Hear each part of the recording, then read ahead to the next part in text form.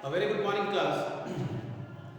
Yesterday we discussed about the factors affecting the efficiency of a labor. What were the major factors which affected the efficiency of labor? Today we will talk about the causes of low efficiency of labor. If you are clear cut with the factors, those factors have only become the cause over here. What are the reasons why the Indian laborers or Indian workers are not able to perform when compared with the foreign countries' laborers?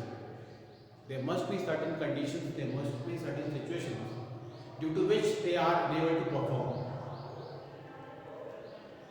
Efficiency, I told you, can only be improved. The skills of a person can only be improved when he or she is provided a suitable climate, suitable condition, proper wages, a hygienic atmosphere, and a good working environment. So these are certain factors which are necessary for a laborer to generate his best. But the sad part of it is that many organizations do not care about the laborers, about their potential, about the comforts that a labor requires. So we'll see the basic causes, what are the basic reasons why there is low efficiency of laborers in India. The first and the foremost reason is hot climate. Hot climate.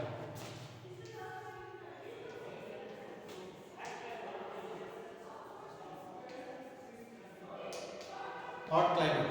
Since India lies in a subtropical regions, the climate here is not suitable everywhere. Like I gave you an example, in this weather, in the month of April, May, if you were posted in the districts of Rajasthan or in Rajasthan state, your output or your efficiency would have determined, would have deteriorated, would have gone down low. The reason would have been the climatic conditions of the place. So climate affects the efficiency in a direct way. When a suitable climate is there, when a suitable working condition is there, the person himself or herself gives his best. So climate plays a crucial role in generating the efficiency from an individual. The second and the most important is low wages. Low wages or salaries.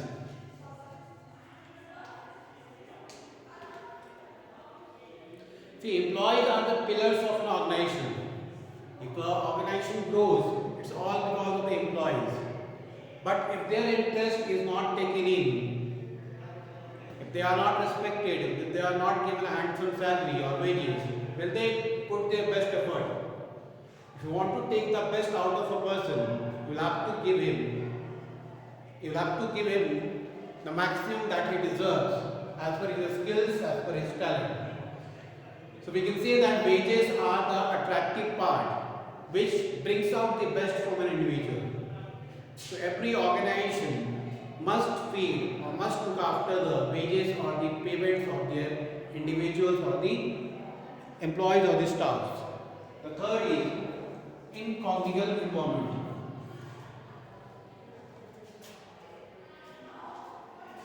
Inconjugal environment.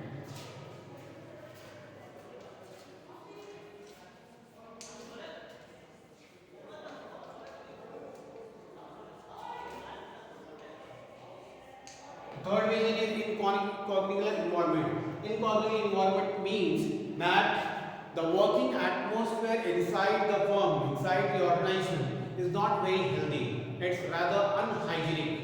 Means one which is not good for the from the health point of view. That is mostly seen in the current organizational structure. Means the laborers or the staffs who are working, they are not given a healthy food. The areas in which they work, that is not kept clean. The urinals or the toilets that they use, that is not even very hygienic. So all these factors leads to detriment in the health structure of an individual. So more or less he loses interest, and rather that has an effect, that has a direct effect on his work that he performs. The next is poor technology.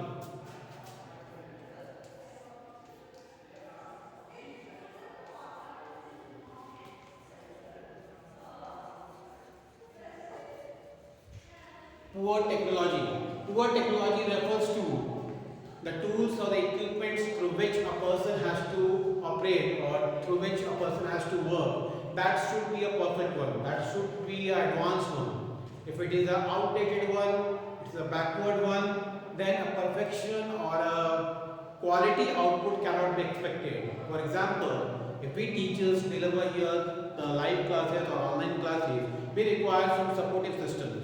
Supporting systems are that there should be sufficient lights over here, there should be a good stand on which the mobiles can be placed and better images can be taken in, a good Bluetooth sound system should be there through which the voices catch it easily. So all these systems will lead to perfection. So if a firm or organization wishes to bring out the best from the employees, first it has to supply a good or advanced technology. The next point is migratory character. I'll write it over here. The fifth point it says migratory character.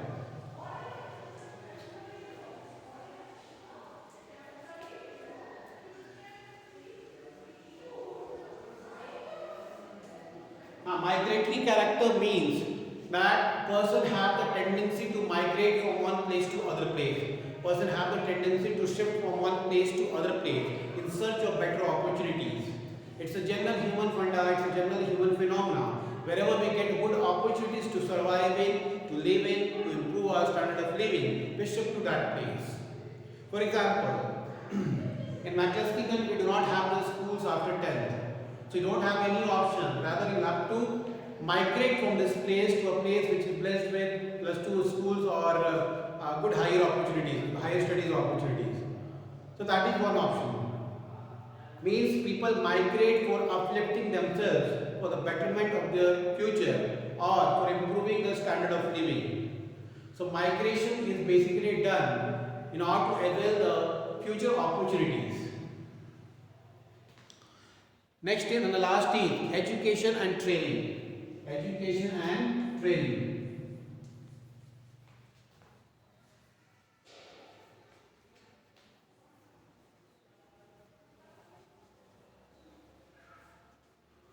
Education and training. I told you there are two aspects of learning. One is theoretical, the other is practical.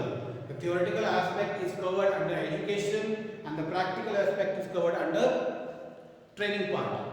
So an organization should provide both sets of knowledge to an employee. Then only they should command or they should expect a perfection from the employees. Many good organizations, many reputed organizations, if you talk about Wipro, Tata, Reliance, all these organizations give the training, practical aspect of learning to their employees time to time. Because the things keep on advancing at every level, at every time. So they have to adapt to the situation. That adaptation can only take place when they are given a practical training. So practical and theoretical training plays a very crucial role. But the sad part is that the companies, the organizations, the firms do not want to spend money on the training or the perfection of an employee. But they expect a high return, high result from the employee, which is not possible.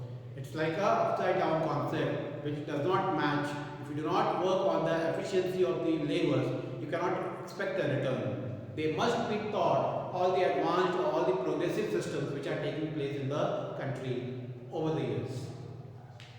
So these are the basic causes due to which there are low efficiency of laborers in India. When we compare it to the foreign countries, when we compare it to the abroad countries, we feel that these things are a bigger issue in a developing country compared to a developed country. Developed country focuses on the employees first. It focuses on the employee's satisfaction. If an employee is satisfied with the salary, with the incentive, with the suitability for a place to survive in, with a good working condition, with a good food that they are given, if all these conditions are very supportive, automatically the result will be in a positive note. They will perform well. But in India, the sad thing is that the companies do not focus on the employees' welfare. Rather, they expect a lot from them. So that is what the difference is. That difference creates a result in the output. So class, I'll put a stop over here. In the next class, we shall discuss the rest of the part. Your duty is to learn the causes of low efficiency of labor. What are the major causes for the low efficiency of labor in India? Thank you, class.